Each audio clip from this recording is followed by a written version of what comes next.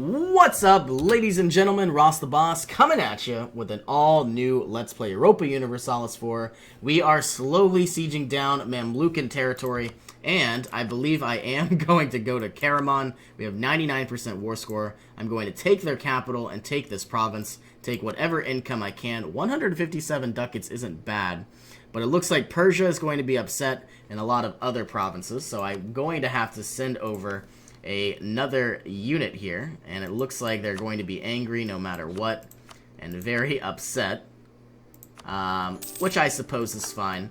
Can I improve relations with the Timurids? Not by much. What about Nogai up here? And what about Baluchistan? Oman doesn't seem to be too upset. I will begin improving relations with Baluchistan once I have a free diplomat. Okay, so just like that, we have a brand new fortress, which we don't really need, or a castle, I should say. We don't need to set up cores here because we already had cores. We got a free church and a free barracks. We have won the siege of Damascus, which now means we can move into the very dangerous province of Al-Karak. This is a mountainous province, so if we do find ourselves in combat, it will be probably a very bad idea. Another thing I want to do, we are going to have to make our way over here as well. I think what I'll do is I'll take care of the rebels first. I'm a little concerned. I believe the Mamluks could easily take me out, so I think I'm going to take care of the rebels first, while the rest of my units make their way up. Now, another thing I need to be concerned about, once I get a diplomat, I'm going to return as much territory to Syria as I possibly can, converting Naxos to the one true faith, about to change Corfu as well. Now, I have a lot of manpower, but I don't necessarily have a lot of income. And it might be a good idea to change our master recruiter over to some sort of advisor who can reduce the amount of money I'm spending. We already have a trader, which is a good idea. I think what I want to do is definitely camp these troops out in the mountains. And if we attack here in the mountains, they're going to get the penalty because they'll be the attacker and we'll be the defender. So it's really an opportunity, really an opportune time to strike. I wonder if the Ottoman, or the Crimeans, are going to do their part and retake their territory.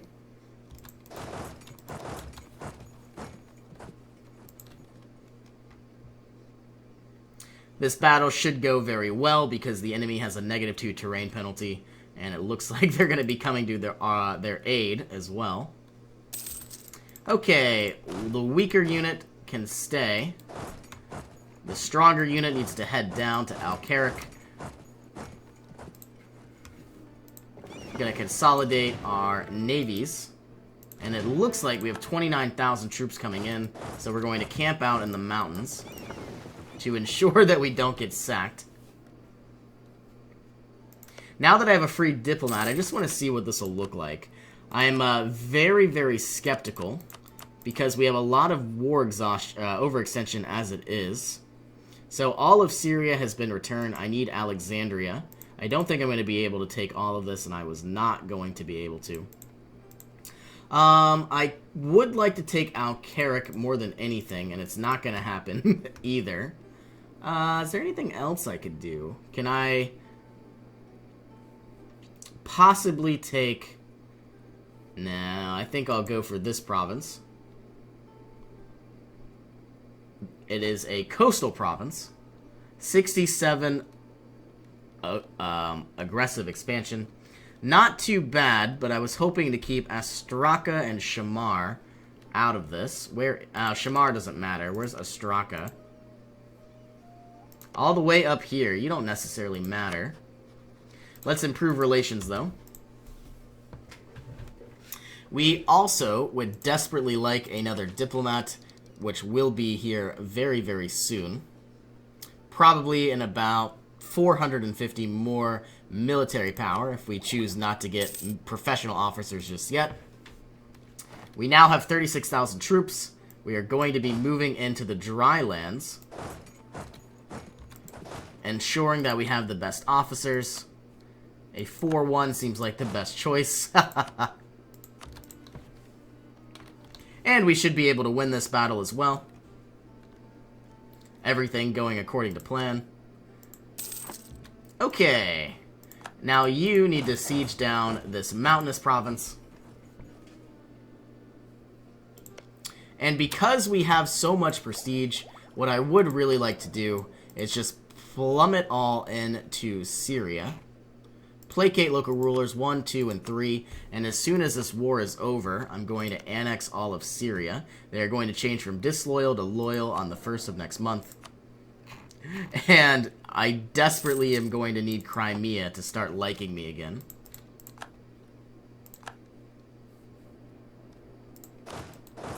Moving into Gaza. 19 development for Alexandria. I think I'm going to have the national unrest plus 2% because I want to keep my prestige. Gonna see some separatists up and coming once again.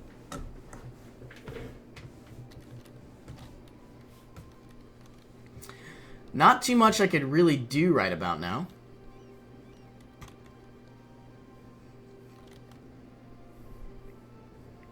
I don't think I need to be paying for all these forts, though.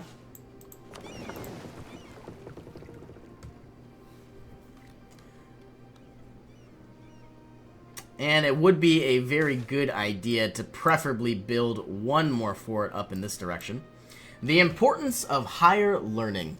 The monasteries of our empire have are famed as centers of learning and art. At each monastic school reside a number of religious scholars, experts within fields such as church history, exegesis of the Holy Scripture, reading, grammar, poetry, music, calligraphy, and painting. The monasteries compete to attract the most learned masters and maintain them with great honor and monetary compensation. In return, the scholars pass on their knowledge to their students, which consist of potential clergy, as well as ambitious nobles. To join the Christian elite, being part of a powerful family is rarely enough. Everyone who has had a significant role in the running of our country has been educated at one of the most prestigious monastic schools. We have been contacted by 2 of these schools, and they are asking for our support. If we choose to offer our patronage, it could be beneficial for the scholarly development of the nation. So we shall support the school which specializes in administration.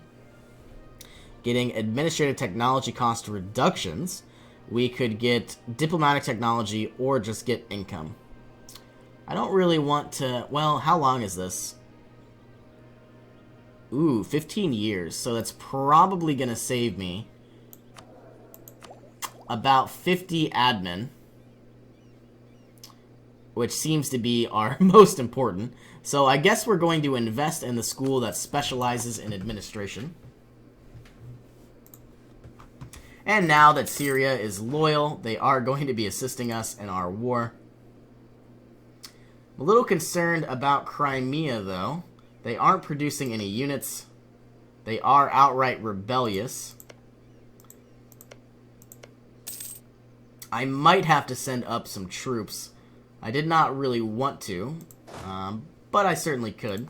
All they need to do is produce 1 unit. And I was thinking about giving them money, but I don't know if they're going to do that. Alright, if these 25,000 troops attacked me, I'm not sure how well we would fare.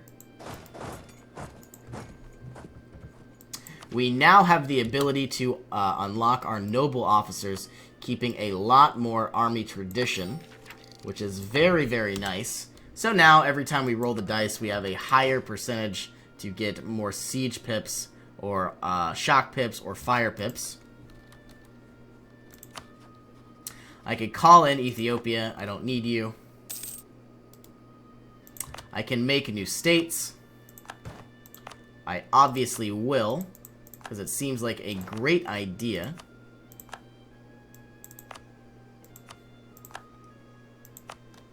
Gonna be spending a lot of administrative power. Maybe not all that much. Our missionaries are working diligently. We should have 2 free missionaries in just a moment. And I think what I'm going to do... They can't move past Damascus. One of these leaders has 2 siege pips. Our heir. And then it's combined with all these cannons, Al Carrick should go from 7% to 28%, or 35%. Much nicer. And once we take this province, we'll basically just destroy all of the Mamluks. Whatever's left. And we're probably going to be attacking them on either dry lands or coastal desert. Or they could just retreat to Cairo. 80% in Armenia. Where is Nachikistan?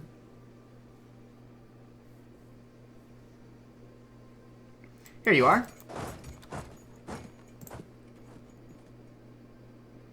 Ooh, Syria about to get its butt whooped. I am not coming to their defense.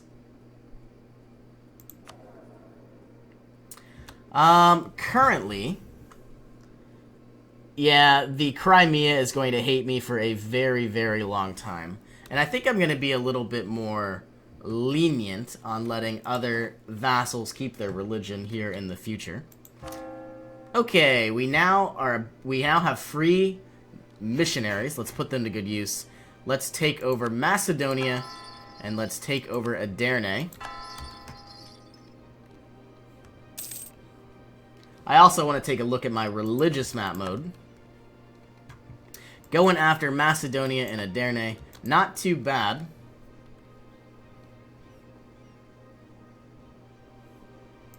All Crimea needs is just 1 unit of infantry.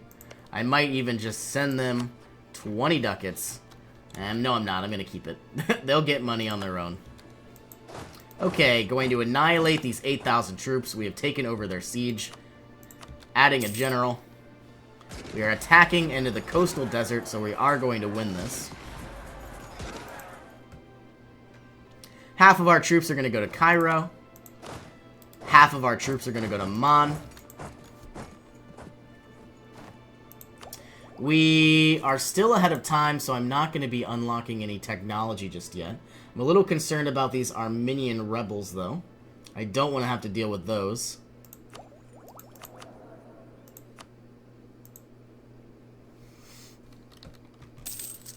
So, once again, I believe my entire goal is obviously to cede a bunch of territory back to Syria, annex them as soon as the war is over, and then basically rinse and repeat. I'm not sure where my next war will be.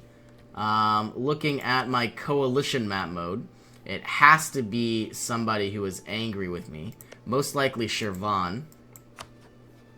So I think what I'm going to do is remove you and hopefully take out Shirvan because they don't have any allies. And this will remove an entire country who will be joining in a coalition against me.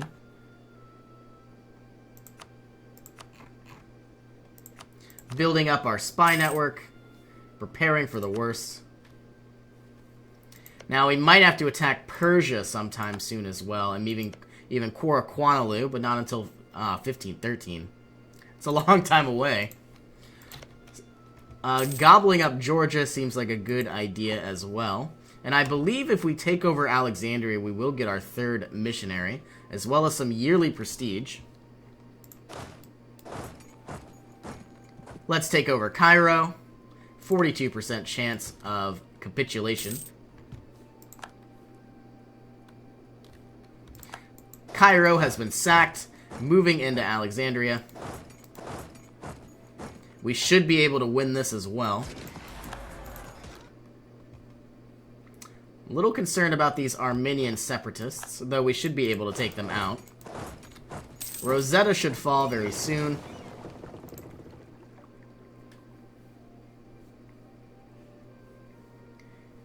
And it looks like Baluchistan almost has positive 100 relations. A lot of administrative power needs to be put to good use. Hungary has insulted us, so that means we might have to go to war with them. Poland is currently in a war with Trier, the Hessians, Liege, and Mainz.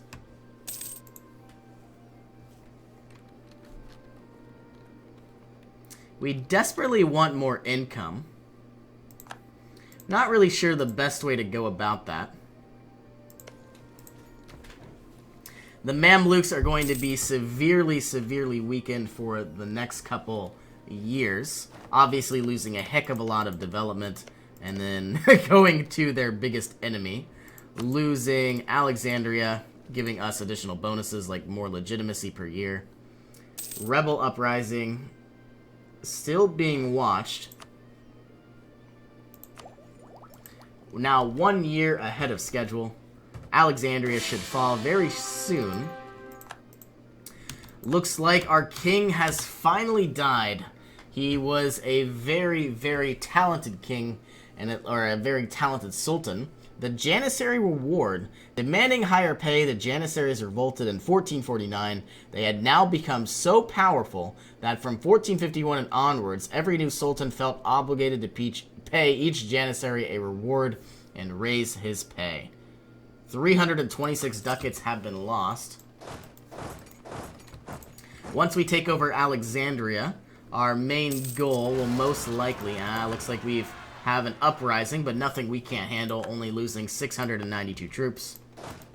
Getting closer to our war with Shirvan. Peace offer from the Mamluks. Who exactly would hate me? Let's take a look at this. So what I'm going to do, can I take, well, if I took Jerusalem, I would get another missionary, so I might just do that as well. This is exactly what I want, 92 aggressive expansion. The Mamluks, Karaman, Hejaz, Persia, and Shirvan, none of these, you know, really matter all that much. Can I take all of their income? I cannot.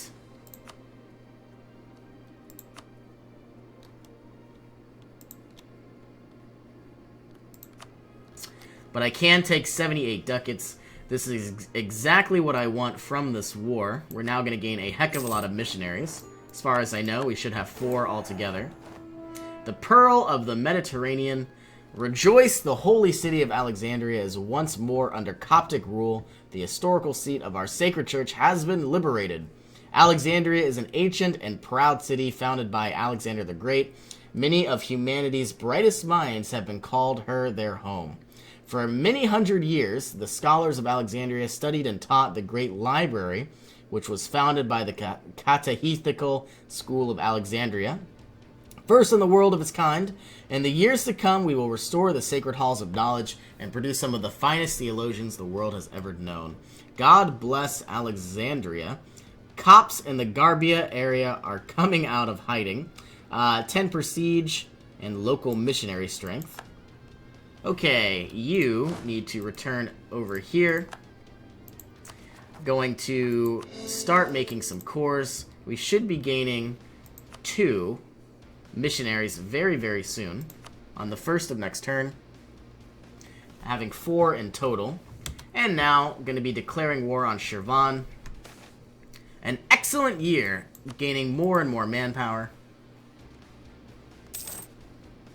Here are my missionaries. Let us now take Isel. Let us now take Caesarea. And I believe I wanted to go ahead and start my annexation of Syria. Is it possible? No, it is not. They are going to have 53% liberty desire. Now, it looks like the clergy and the Umera would like more territory, which I suppose is understandable. I wonder if they're satisfied. They are. Our corruption is growing. We might want to get a Master of Mint sometime soon. Incorporate Syria into our country is going to be my priority goal, or improving our prestige will most likely be our primary goal.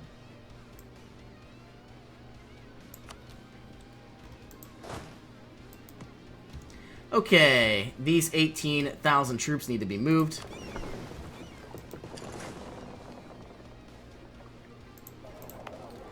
And part of me wants to, you know, go ahead and also improve the autonomy in these regions. I don't know if I will. Or at least in Alexandria. I'm a little concerned. And as soon as we also convert the faith of Alexandria to Coptic, we are going to gain some permanent legitimacy for the rest of the game. Let us begin changing to Breeze. They have some development. They are Shia and non-accepted culture. Should take quite some time. So once I take over Shirvan, I also really would like some more prestige as well. I don't know what I'm going to do. Spending my prestige now would mean my annexation of Syria would come much sooner. But before I do anything, I am going to put a cut to this episode. Thank you all so much for joining me, and I will see you in our next adventure.